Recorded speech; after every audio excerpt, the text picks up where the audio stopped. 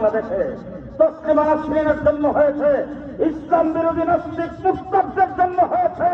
গত 5ই আগস্টের পরে বাংলার মাটিতে ইসলাম নিয়ে কাউকে তু শব্দ করতে দেওয়া হবে না। প্রস্তুত আছেন? কে প্রস্তুত আছেন? হাত তুলে দেখান।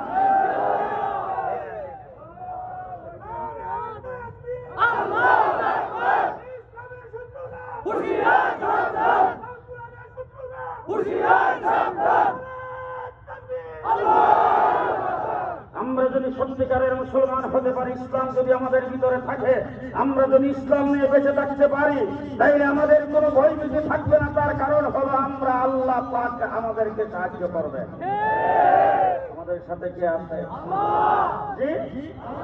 যালিকা বিআন্নাল্লাহা মাওলাল্লাযীনা আমানু। মুসলমানদের মওলা কে? আসতে কয়